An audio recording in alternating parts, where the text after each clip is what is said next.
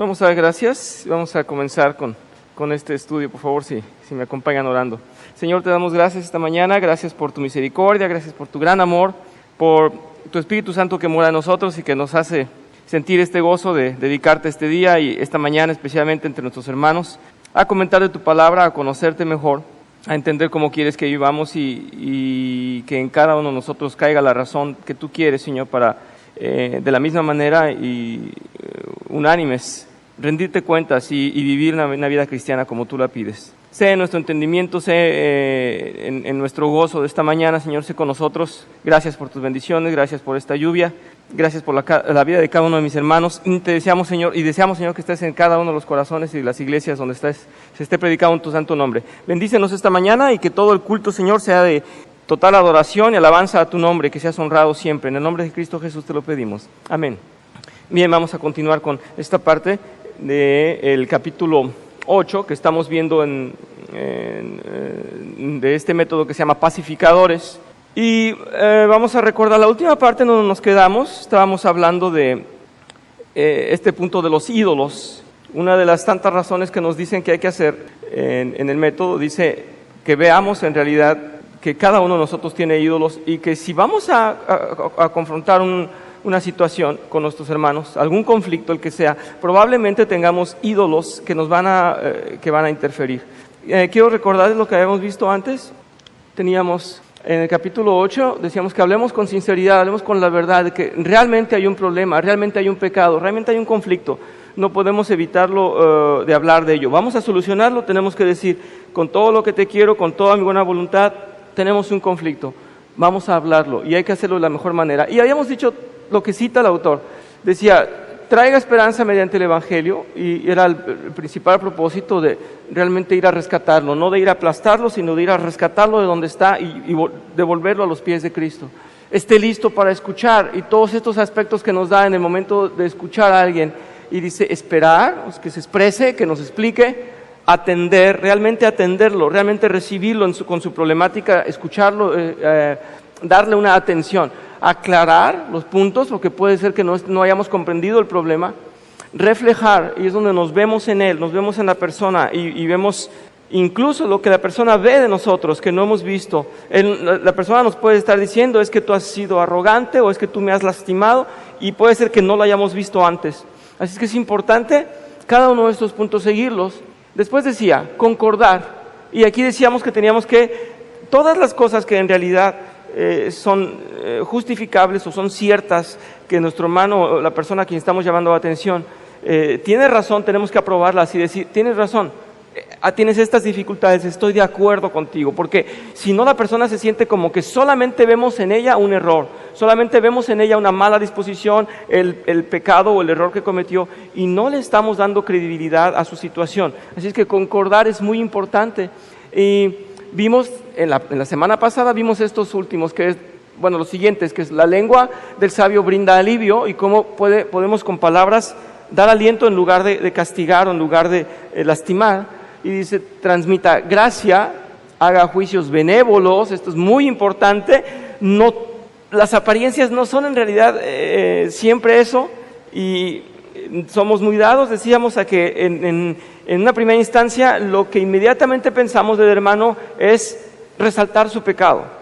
Es que es un chismoso. Sí, es un chismoso, y es lo primero que etiquetamos con un juicio negativo. Y entonces todo lo que diga el hermano, aunque sea bueno y santo, aunque sea justo y necesario, ya lo tachamos de que, como es un chismoso, reprobamos su participación, su persona la reprobamos, por lo que sea, porque sea cualquier defecto que tenga, cualquier pecado, si le hemos determinado y si lo hemos clasificado en que es malo o que es negativo, entonces todos los juicios que haremos sobre esa persona son de reprobarlo, y eso es grave, porque entonces siempre estará tachado como inaceptable, imperdonable. No podríamos solucionar conflictos con alguien a quien nos parece que todo lo que hace, pero todo lo que hace absolutamente está mal. Y tampoco alguien que no conocemos, eso sería peor. Alguien que no conocemos y en la primera instancia lo tachamos y decimos, este es tal cosa. Pues peor, ni siquiera conocerlo, ni siquiera tener un historial de él, y en nuestro primer encuentro ya ponerle una etiqueta y decir, es que no lo voy a aceptar porque me parece que es Pónganle lo que ustedes quieran, chismoso, mentiroso, enojón, alucinógeno, lo que ustedes quieran, que sea pecaminoso. Pero no podemos entonces dar juicios inmediatos. Muchas veces es lo que hacemos. Yo me he sorprendido ahí, este método me ataca primero a mí, a mi conciencia. Primero que nada me dice, tú como cristiano, lo primero que haces es evaluar y ya tienes tus juicios humanos, que en realidad no son del Espíritu. Así es que nos llama el autor a decir, no hagas juicios inmediatos, sé siempre benévolo, dale el derecho a la duda a aquel que está haciendo algo y por alguna razón lo está haciendo. Primero que nada, para poder tratar el conflicto. Dice, hable la verdad en amor y hable desde el lado, no desde arriba. Nos quedamos con esto la semana pasada, donde decía, no eres tú el que va realmente a ejercer o a ejecutar el juicio sobre alguien porque tú eres superior, porque tú no pecas. No, te vas a sentar con él, porque ambos somos pecadores, vamos a tratar de ver si podemos ayudarnos mutuamente. Y recordaba yo lo que decía en el sermón las semanas pasadas, que si el Señor fue a sentarse con los pecadores, nosotros con mayor razón, ya que todos somos pecadores. Él que no tenía por qué hacerlo, ni que tenía, no estaba a la altura del pecador, se humilló, se inclinó a recibirlo, a traerlo a sus pies. Así es que una de las funciones nuestras es esa, entre nosotros. Y las posibilidades o las razones por las que la iglesia subsiste es porque nos toleremos y nos perdonemos cada día unos a otros. Si no, iríamos de iglesia en iglesia diciendo, no, es que esta iglesia no me acomoda, ¿verdad? Es que esta iglesia no me va. Pues tenemos que soportarnos y amarnos, y aunque no nos es nada natural, nada sencillo, es así. Tenemos que ir a la humildad para poder tratar y sobrellevarnos y practicar el Evangelio. Lo último que vimos, ayudar a los demás a examinar los deseos de sus corazones.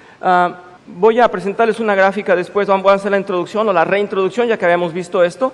Decíamos que puede ser que nuestro hermano haya cometido el error que cometió, o que estemos en conflicto con alguien porque él esté abrazando a un ídolo. Y podemos ser también nosotros. Lo importante aquí, lo interesante es que nos vamos a confrontar y siempre nos vamos a ver en él. Y puede ser que nuestro hermano, decíamos algunos ejemplos muy burdos. Aquí el autor dice, la causa fundamental de la mayoría de los conflictos yace en deseos de nuestro corazón que se han vuelto tan fuertes que comienzan a consumirnos y controlarnos. Estos deseos pueden volverse pequeños dioses o ídolos que dominan nuestros pensamientos, metas y acciones. Así es que cuando vemos a alguien que ha cometido cualquier error, cualquier pecado, cualquier cosa que contradice el carácter de Dios, podemos comprender que no tiene o no tuvo en ese momento en el que actuó a Dios como primer cosa, como su centro, como su propósito. Cualquiera, imagínenselo, si alguien mintió, bueno, tal vez en ese momento se olvidó de que Dios no es mentira, Dios es verdad, y que Dios es severo con la verdad y que es severo exigiendo que la practiquemos, no acepta la mentira. Y si alguien tuvo cualquier pecado, solemos decir que hay quienes somos más sensibles a unas cosas y a otras, es cierto. Así es que si alguien piensa que es poco pecaminoso, pues debería revisar sus impulsos diarios, porque la mente y el cuerpo siempre nos están llevando a traicionar lo que es el espíritu. Y dice aquí, ¿de dónde nace eso? En el fondo del corazón, lo que tenemos en el fondo del corazón. Y los tesoros que tenemos en el fondo del corazón nos van a llevar a hacer esto. Yo tengo un hermano en Cristo que le encantan los negocios, y una vez estaba delante de un negocio muy bueno para él, pero que no era justo. Estaba casi abusando de la otra persona, no era, pero nada justo. Y él dijo, yo hago el negocio que Dios me permita hacer. Bueno, pues es que te da libertad de actuar, tenemos libertad de actuar y decir no al abuso, al pecado, a lo que es injusto. Y él, la verdad es que él actuó de manera injusta y aplastó al otro y se comió al otro y lo robó, vamos a decir. Y dijo, pues si Dios me lo permite, yo le digo a Dios que me ponga enfrente los buenos negocios, y siempre me los pone. Bueno, estaba enamorado del dinero, su ídolo es en realidad esa capacidad de hacer negocios y siempre ganar y ganar. Así es que su ídolo era eso, su Dios en realidad estaba siendo el ganar dinero y el tener éxito en el negocio. Y eso nos puede pasar a cualquiera de nosotros en cualquier situación. Y habrá quien diga, es que yo leo la Biblia, y es que yo me preparo, y es que yo llevo una vida ordenada, pero bueno, si tienes un impulso de lujuria y ya estás deseando a una mujer en unos segundos, dice el Señor que desearla es pecado. Y tienes ahí abrazado el ídolo de la lujuria, el ídolo sexual. Bueno, pues ese es el peligro que tenemos cada día y es con lo que lidiamos cada día, con los deseos de nuestro corazón que mueven nuestra carne. Así es que muchos de ellos, está diciendo el autor aquí, que muchos de ellos pueden ser cosas buenas, cosas positivas, pero que, aunque no parezcan pecaminosos, tú les das una tal importancia que ya los has convertido en ídolos. Y voy a hacer uso de una tabla que había usado cuando di alguna clase de una vida así cristocéntrica. Y esta en realidad a mí me ayuda, yo que soy visual, y había puesto esta tablita, este cuadrito, para explicar. No es el centro de nuestra clase, pero creo que ayuda un poco a expresar lo que quiero decirles a través de esta clase. Quiero decir que el hombre, cuando es antropocéntrico o su vida es él, el centro es él, y todo gira alrededor de él, ve sus necesidades y tiene a Dios lejos, pero dice, bueno, yo tengo una relación con Dios, pero para que me provea todo esto. Esa es mi relación con Dios, estoy bien con Dios, pero yo necesito de todo esto para vivir. Así es que lo primero que necesito es esto en mi círculo y Dios está ahí pendiente de mí. Así es que tengo mi relación con Dios para que me dé dinero, sexo, ¿verdad? Tecnología, ponemos ahí una computadora, un carro, un teléfono, la televisión, mi mascota, mi ropa, mi familia, mi casa, mis alimentos o mi bebida, y herramientas o recursos. Y cada uno de nosotros puede decir, yo soy menos de esto. Bueno, pues eres un poco de todo, porque es nuestra vida, son nuestras necesidades. Pero es que todo esto lo provee Dios. Sin embargo, cuando esto es lo principal que tienes y quieres que Dios te surta de todo eso, el centro de la vida eres tú. Porque tú quieres y crees que Dios necesita proveerte todo eso, que Él debe proveerte todo eso, y que tus ídolos pueden ser todo lo que está alrededor. Puedes amar tanto esas cosas y Dios simplemente está fuera de ti, viendo que nada te falte. Sí se comprende esta primera gráfica, ¿verdad? Así es que todas estas cosas son buenas, que yo tenga transporte, que yo vea por mi familia, que cuide mi casa, incluso que cuide una mascota, ¿por qué no? Que tenga teléfono, computadora, televisión, carro. Sin embargo, todos esos que son buenas cosas pueden convertirse como lo primero que necesitamos y en lo que ponemos diariamente nuestro interés. En cambio, en el otro ejemplo, en la vida teocéntrica, Dios está con nosotros y todo lo demás puede surtirlo o no, puede proveerlo o no nos importa, Él está con nosotros. Él puede darnos un poco de aquí, un poco de allá, pero lo que más nos importa es estar con Dios. ¿Qué me mueve para vivir? Dios. Y dice Él, buscamos primero el reino de Dios y todo lo demás nos los va a dar por añadidura. Así es que esta es la vida teocéntrica. Cuando yo tengo a Dios conmigo y en realidad quiero lo que Dios quiere en mi vida, me abrazo a eso y Dios me va a proveer lo que necesite. Tal vez no me da un carro, tal vez no me da una buena casa, tal vez, no lo sé, pero no me falta Dios. Es la gran diferencia de la vida teocéntrica y la vida antropocéntrica, o la vida en la que en nuestro corazón, nuestros deseos, nuestras necesidades son primero. Cualquiera de nosotros que esté en distracción, y eso nos pasa a todos los cristianos, cualquiera de nosotros que se distraiga por los deseos de su corazón, aunque tenga a Cristo en el Espíritu, en realidad puede su corazón traicionarlo porque su corazón es traicionero y puede ganarnos el impulso de cualquiera de las necesidades que tiene nuestra carne. Eso está dicho aquí por el autor. Está diciendo, cualquiera de tus cosas, cualquiera de tus necesidades diarias son válidas, son apreciables, son buenas. El momento en que tú las hagas, lo más importante de tu vida ya se acabó, ya son tu ídolo. Bien, me serví de esta tabla solamente para expresarlo así. Y vamos a ir adelante. El autor nos dice que hay discursos o leyendas o frases como esta. Dice, trabajo duro toda la semana, que no merezco un poco de paz y quietud cuando llego a casa. Hay otro que dice, Dios me pide que provea para nuestra familia, merezco tener mi aprecio y apoyo y largas horas por las largas horas que yo dedico y aporto. Dice, hay uno muy curioso, dice, solo quiero tener el tipo de intimidad que Dios quiere en mi matrimonio. Así es que su relación de intimidad es lo más importante y es su ídolo. Uno chistoso, no sé de dónde lo sacó el autor, lo pueden ver quienes tienen el libro.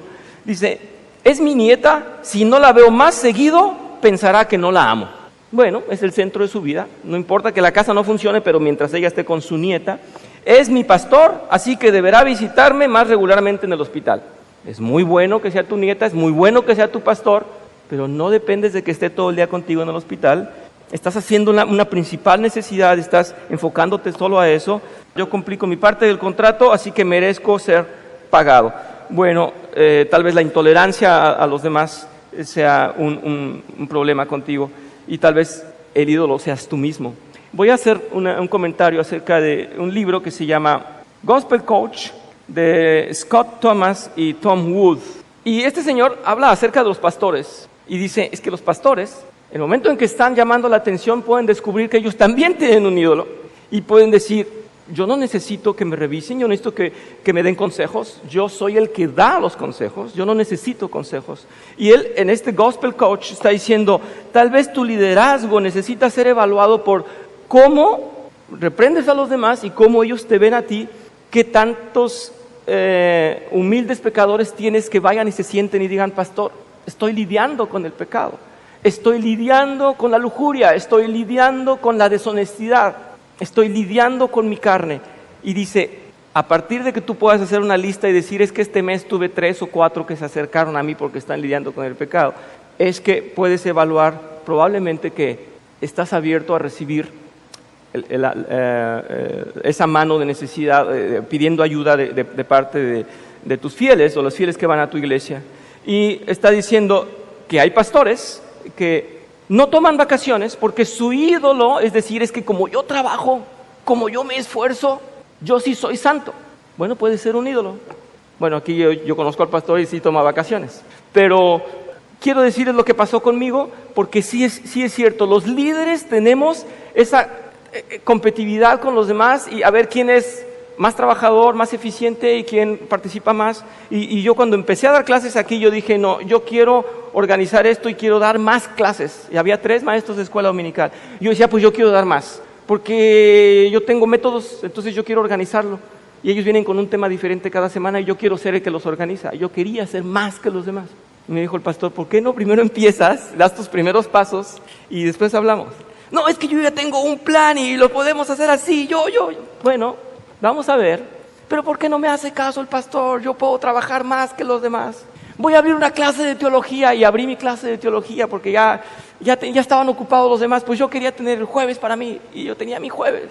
Y se acercó el pastor el momento, recuerdo que también el pastor Peter me dijo, ¿no estás siendo un poco religioso? Y escuché las palabras de mi pastor después que me dice, ¿no estás siendo un poco religioso? Y eso lastimó mi ego, porque yo tenía la buena voluntad de hacer más que los demás. ¿Quién era el ídolo? Yo era el ídolo. No era Dios, era yo el ídolo, ¿verdad? Y los días en que descansamos, no, yo quiero trabajar más, porque váyanse de vacaciones, yo me quedo trabajando. Mi grupo, sígame. El que quiera, sígame. Que los demás festejen Navidad, no me importa. Y el que no venga, yo voy a ver quién no viene. Es el ídolo, vean qué fuerza tenía conmigo. Bueno, creo que ya no soy igual.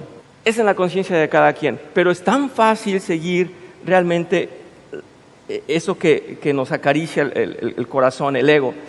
Dice el autor, dado que estos ídolos normalmente son cosas buenas que hemos llegado a querer demasiado, en general estamos ciegos a cuán malos y destructivos son. Hasta tanto sean expuestos y derribados, la paz y la reconciliación genuinas serán esquivadas. Alguien nos tiene que rescatar, alguien nos tiene que decir, es demasiado lo que estás haciendo, es que estás actuando mal. Bien, los invito a ver estos versículos porque dice el autor, el mejor punto de partida es describir humildemente los ídolos que usted ha encontrado en su propio corazón, que es lo que estoy haciendo, y confesar cómo lo han llevado a pecar en ese conflicto en otras situaciones similares. Eso cuando estemos hablando con alguien. Dice, mencione específicamente pasajes como Santiago 4, Mateo 15, y explique cómo Dios lo está ayudando a reconocer y combatir deseos idólatras en su propio corazón. Todos estos son consejos cuando queremos hablar con alguien que vemos que tiene un ídolo. Dice entonces en Santiago 4, 1-3 nos aconseja el autor. Dice así, ¿de dónde surgen las guerras y los conflictos entre ustedes? ¿No es precisamente de las pasiones que luchan dentro de ustedes mismos? Desean algo y no lo consiguen. Matan y sienten envidia y no pueden obtener lo que quieren. Riñen y se hacen la guerra. No tienen porque no piden. Y cuando piden, no reciben porque piden con malas intenciones para satisfacer sus propias pasiones. Estos 3 versículos están llenos de lo que queremos. Nos atropellamos unos a otros y aquí se matan, se envidian. ¿En dónde está esto? ¿En dónde están estos deseos? En nuestros corazones. Es nuestra carne. Si estuviéramos actuando por medio del Espíritu no pasaría ninguna de estas cosas. Pero nos atropellamos. Yo puedo decirle a mi hermano el diácono, ¿por qué llegaste tarde? Yo estaba aquí antes que tú, porque es mi pasión de servir. A lo mejor tú no tienes esa pasión. Vamos a ver el otro versículo, por favor, la otra cita que nos dice en Mateo 15, dice, porque del corazón salen los malos pensamientos, los homicidios, los adulterios, la inmoralidad sexual, los robos, los falsos testimonios y las calumnias. Eso nos viene del corazón, nos brota fácil, lo traemos. Si la otra persona parece receptiva en este concepto en general, sugiérale amablemente que ella también podría estar influenciada por buenos deseos que se han aferrado demasiado fuerte a su corazón. Dice, recomiende que se haga las preguntas de rayos X. Esas preguntas que les dejé de tarea o que quedamos que las vieran ustedes. Y a lo mejor alguien me puede comentar, si gusta levantar su mano y puede decirme acerca de esas preguntas. Una de las preguntas dicen así, dice, ¿qué me preocupa? ¿Cuál es la primera cosa en mi mente por la mañana y la última por la noche? En la que estoy pensando, dice, ¿cómo complementaría el espacio en blanco de esta frase que dice, si tan solo, y dice, entonces me sentiría feliz, realizado y seguro? ¿Qué nos falta o qué pudiéramos decir? Yo tan solo tuviera esto ya, estaría yo seguro, realizado, feliz. Hay una frase que me gusta que dice, qué feliz sería si yo fuera feliz. Estamos siempre condicionándola a algo. Es que algo necesito porque no puedo ser feliz. Y es que hay algo en nuestro corazón que no está comprendiendo la plenitud del Espíritu. ¿Qué deseo preservar o evitar a toda costa? ¿Cuál es tu tesoro? ¿Dónde pongo mi confianza? ¿Qué temo? Cuando cierto deseo no es satisfecho, siento frustración, ansiedad, resentimiento, amargura, ira o depresión. Hay algo que desee tanto que estoy dispuesto a desilusionar o lastimar a otros para tenerlo. Yo no sé si en la madurez cristiana, en la madurez que podemos tener en el Espíritu Santo, nosotros que podemos experimentar al día de hoy, podemos decir, nada me afecta. Hay un negocio que se me va a hacer, puedo dormirme tranquilo, no estoy ansioso, si se hace bien, si no, ni modo. O mañana tengo una situación, no me importa cómo venga, estoy tranquilo. Es que no hay nada que deseo, está bien mi vida, si vienen ganancias o si viene prosperidad, estoy bien, y si no, estoy bien así.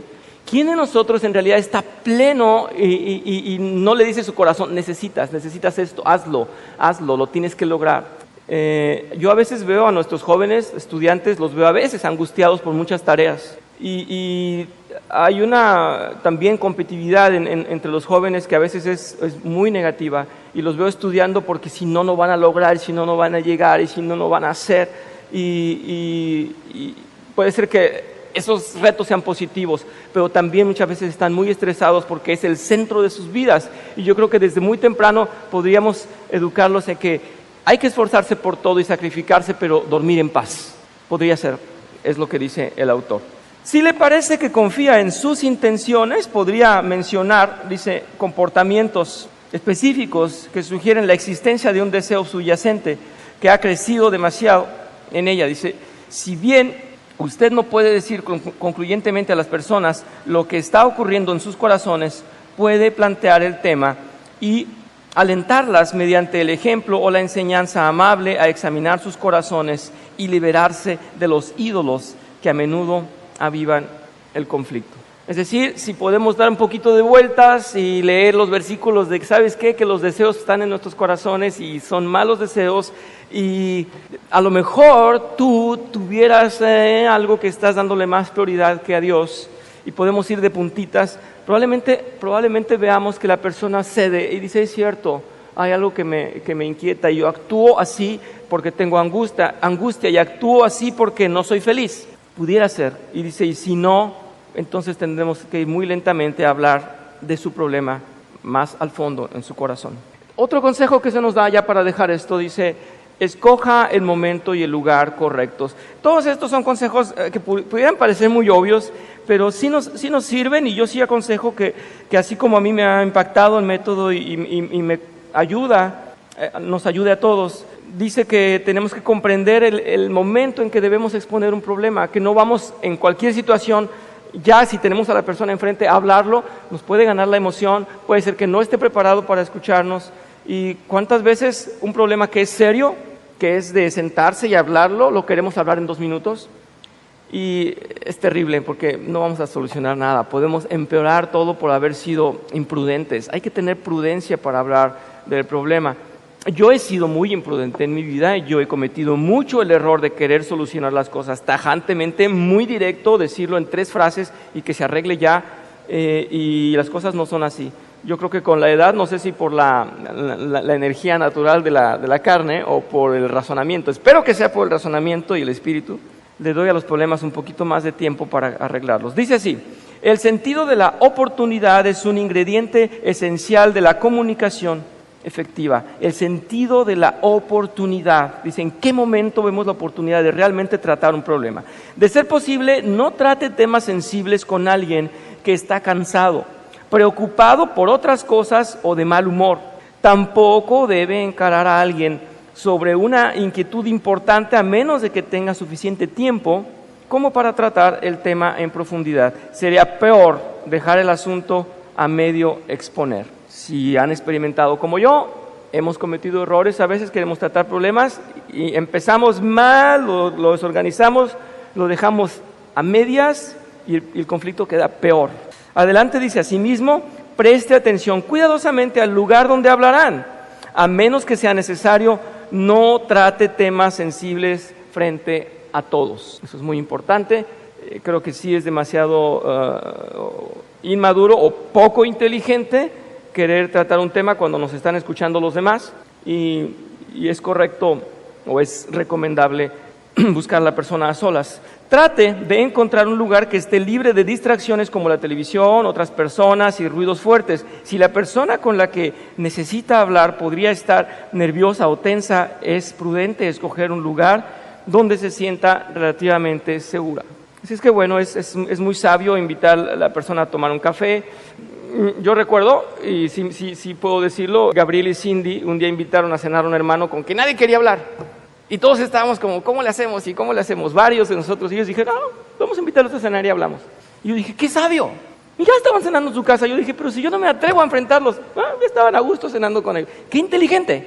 Muy inteligente, muy práctico. Oye, te invito a tomar un café, vamos a hablar. Y ya que le demuestras tu amistad, como todos estos consejos que nos viene dando, ya que le demuestras tu amistad, tu amor por él y todo, le dices, vamos a ver este tema, ¿qué te parece? ¿No? Ya cuando realmente lo tienes en confianza. Pues yo tengo mucho que aprender de eso, porque yo lo que menos quiero es con alguien que tenga un problema invitarle un café. Para que vean, qué inmadurez la mía, ¿verdad? Pero el autor está diciendo, busquen lugares propicios, a solas, y que no los distraiga nada, así es que es muy inteligente. Enseguida dice, hable en persona siempre que sea posible. Es lo mejor. Dice, como vimos anteriormente, la comunicación es más eficaz cuando se hace lo más personalmente posible, lo más íntimo. Dice, una conversación cara a cara en general es mejor que hablar por teléfono, porque ambos pueden ver las expresiones faciales y comunicarse con el lenguaje corporal, además de las palabras. Bueno, si la persona no se puso Botox, podrás ver si sonríe, si se altera, si se molesta. Por cierto, ya toca el Botox, ya estamos No, es que es importante ver cómo reacciona. ¿Verdad que los ojos nos dicen tanto? Los ojos de la otra persona nos dicen tanto si el problema viene bien, si va mal, si ya dije algo que le molestó. No, ni siquiera puedo entrar al hondo del problema porque ya con la cara que me puso ya no voy a poder seguir hablando. Tengo que suavizar más la situación. Bien, pues sí, es importantísimo ver las expresiones del otro.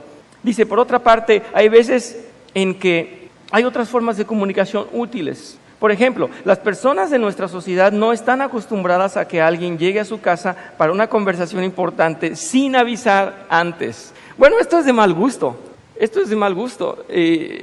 Había una persona que tocaba a mi casa y decía, hola, vamos a tratar un asunto. Y yo no quería que quisiera eso, me parecía incómodo. Cada quien está haciendo lo que está haciendo y Y si no hay una cita previa, pues sí es incómodo. Así es que no se les vaya a ocurrir, yo no les aconsejo porque no es muy bueno.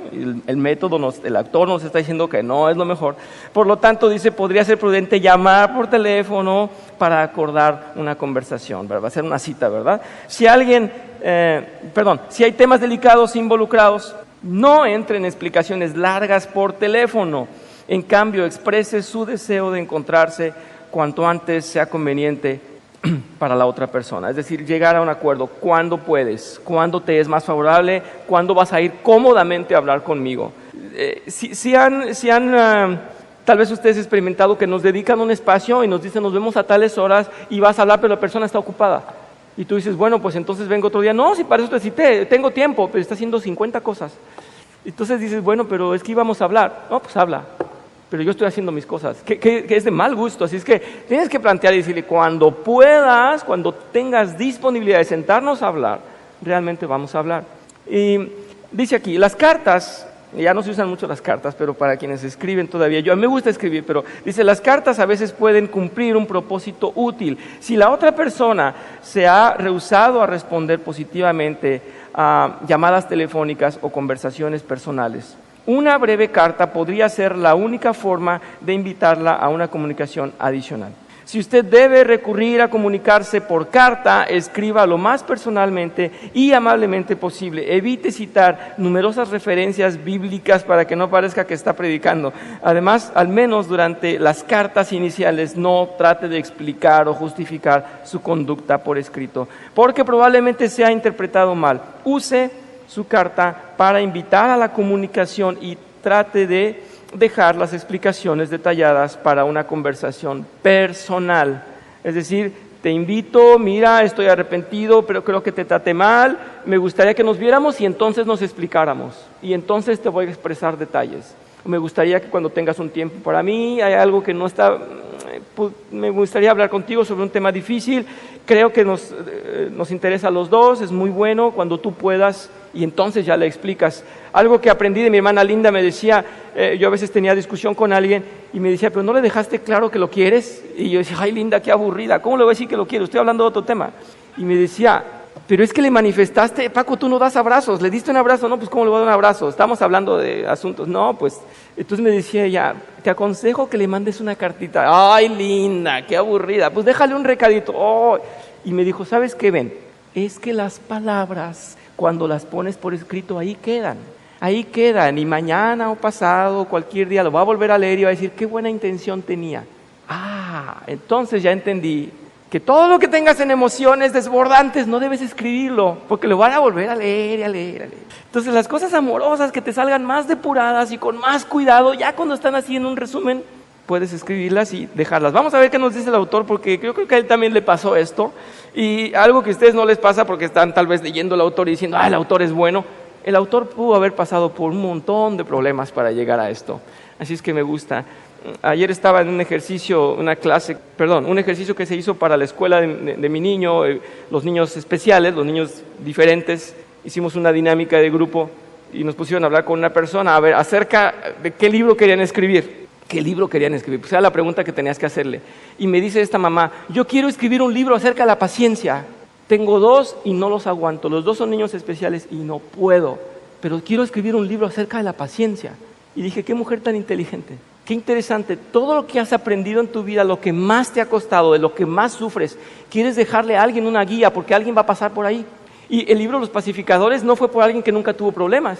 Es que este señor no es alguien que vive sin problemas, ni que no los conoce, ni que no ha sufrido, ni que no ha sido tal vez atormentado por haber echado a perder relaciones, amistades.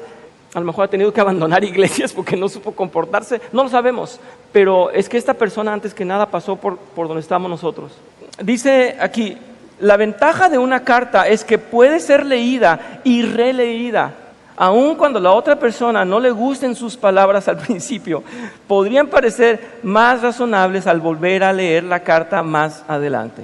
La desventaja es que una carta es que no puede cambiar en respuesta a la reacción de la otra persona. Es simplemente una leyenda que se deja ahí.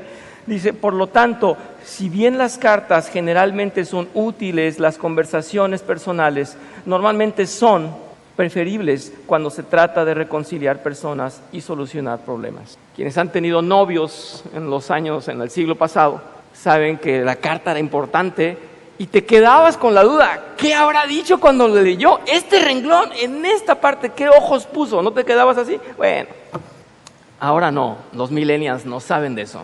Prefieren los emojis, ¿verdad? ya me puso carita, Pero es emocionante y dice aquí, no podemos saber qué está pasando en el rostro de la otra persona, qué reacción está teniendo con lo que estamos escribiendo. El autor dice, involucre en vez de declarar. Y esto es un tema interesante. Yo, los problemas, pensaba que era importante decir, tenemos este problema, vamos a hablar de esto. Y el problema es que te portaste mal en esto, y el problema es que... y presentar el centro del problema. Y dice aquí, no, hay que integrarlo a nuestro conflicto, y decirle, las cosas están mal para ti, para mí, nos interesa a los dos nos interesa, podría ser mucho mejor si lo solucionamos. Vamos a ver cómo lo explica el método, y dice, una de las formas más rápidas de poner a la gente a la defensiva es anunciar abiertamente lo que han hecho mal. Si usted se lanza a una descripción directa y detallada de sus fallas, probablemente cierre sus oídos y lancen un contraataque. Por lo tanto, es prudente pensar cuidadosamente cómo abrir una conversación de una forma que demuestre preocupación genuina por la otra persona y la involucre en escuchar sus palabras sin asumir una actitud defensiva. Ya vimos en las clases pasadas que ir por él, ir a rescatarlo del pecado, esta imagen del que tira la red y se va atorado con la red y se hunde, de ir a rescatarlo y de ir a decirle, estoy aquí para servirte, estoy aquí por ti, para ayudarte, porque ambos necesitamos esto. Yo como hermano que te amo, tú y yo tenemos esta situación, nos sirve a los dos sanarla. Y nos conviene a los dos, mira qué importante, mira qué bueno es para los dos. En fin, va a ampliar más el autor. Dice, si está hablando con un amigo que confía en usted y definitivamente tenga una reacción fuerte ante el tema que quiere plantear, podría hablarle con bastante franqueza. Podría comenzar afirmando su respeto y su amistad para luego describir su inquietud en términos directos. Sin embargo, si no se ha construido una fuerte confianza entre ambos o si el tema podría generar una actitud defensiva, sería prudente que usted plantee su preocupación de una forma indirecta que involucre el corazón y la mente de la otra persona, sin ponerla en guardia inmediatamente. Una de las mejores formas de hacer esto es usar una historia que toque su corazón. Hay que tener un recurso, esto es fantástico, dice, Jesús era un maestro en esto y usaba una amplia variedad de parábolas para involucrar el corazón de las personas. No vamos a leerlas, tal vez, excepto algunas, pero dice, en Lucas 10 nos da la cita del buen samaritano. Conocemos esta historia, los más religiosos se dicen buenos o se creen buenos y llega alguien que no tiene una relación con Dios, expresa que no es manifiestamente de ningún bando, pero su corazón tiene bondad. Y así es que citar una historia parecida nos puede servir en un propósito para un problema. Lucas 15, en la parábola del hijo pródigo, que ya se vio hace 2 semanas en el sermón, con mucho más análisis y más detenimiento. Bueno, nos puede servir la parábola para tantas cosas. Y nos dice aquí que Natán habló con David acerca de su pecado. ¿Y recuerdan cómo hizo? ¿Recuerdan cómo lo dijo? Para no ser directo, le contó la historia de que alguien pecó de la manera en que él había pecado exactamente. Y David se molesta y dice, oh, qué hombre tan malo, ¿por qué es tan pecador? Dice, es que este es usted, ¿verdad? Hay otra que no es muy nombrada, pero es cuando Joab dice, cuando quiso convencer a David de que perdonara a Absalón, una viuda finge que ha perdido a su hijo, ¿verdad? Y le dice, ¿cómo puedo rescatarlo? Y el rey dice, vamos a movilizarnos. Y dice, usted es el que tiene que ir por su hijo. Se nos ponen historias en las que tenemos que automáticamente ponernos en el lugar, ponernos en la piel del que nos están hablando. Si me cuentan una historia en la cual un líder de alabanza es totalmente nefasto y tan pretencioso y tan arrogante, y puedo decir, wow, ¿por qué no lo corren de la iglesia? Y van a decir, porque ese eres tú. Bueno, entonces me están contando una historia que me va. Entonces no puedo decir es que, ese se parece a mí.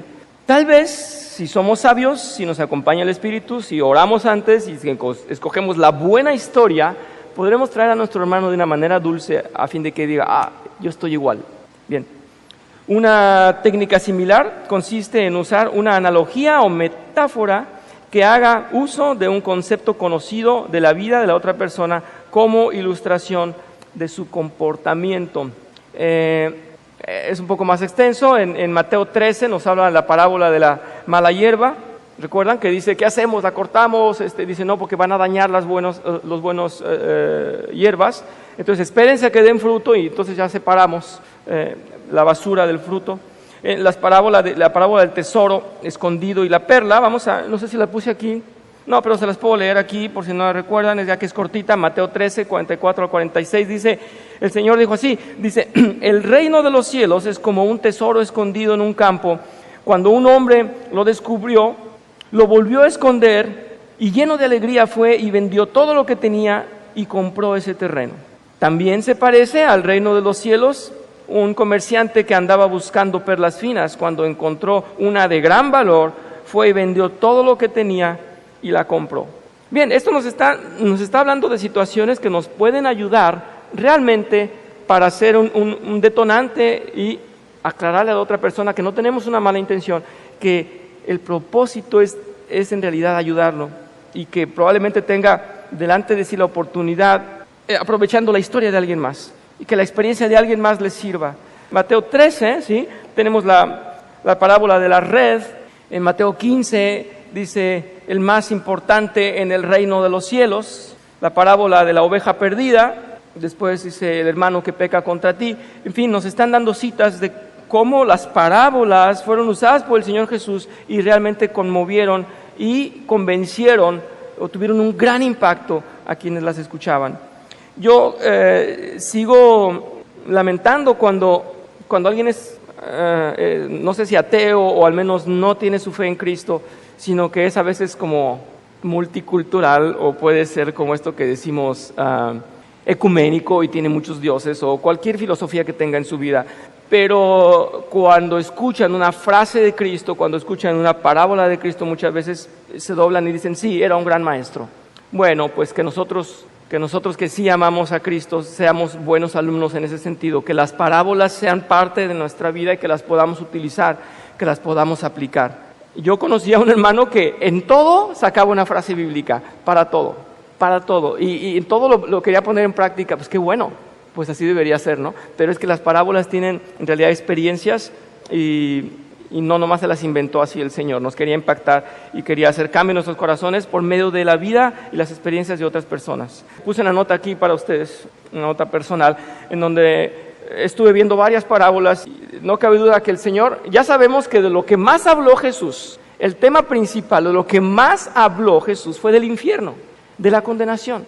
Fue donde gastó más palabras, pero lo hizo tan sabiamente, y hay parábolas que realmente, todo esto de quemar la mala hierba ya cuando esté seca y se pueda separar de o podamos desecharla y separarla de la semilla, ¿a dónde va a ir toda esa maleza? Pues va a ir al infierno. Y la manera de pintar el infierno era tan sabia que en él pasaba y pasaba bien. No es aconsejable para nada que hablemos a alguien y hablarle del infierno a la primera. Yo repruebo a esos pecadores y me dan horror cuando lo primero que dicen, el infierno está aquí. Y eso no era el recurso del Señor Jesús, para nada. Habrá casos, habrá momentos, habrá situaciones, pero no era el primer recurso. Por algo nos está diciendo el autor del método, usa parábolas como el Señor Jesús. Cerrando ya, dice, no importa qué enfoque use, su meta debe ser describir su preocupación de una forma que capte la atención de la otra persona, apele a sus valores y ofrezca esperanza de que el tema puede ser resuelto constructivamente cuando más involucre el corazón de la otra persona y cuando menos le declare las cosas que se ha hecho mal, más probabilidades tiene de que lo escuche. En algunas pacificaciones de las cuales he sido testigo, nuestro pastor a veces tocaba el tema apenas así con el hermano y el otro decía, no, sí, perdónenme, sí, la regué. ¿Entendiste? Sí, bueno.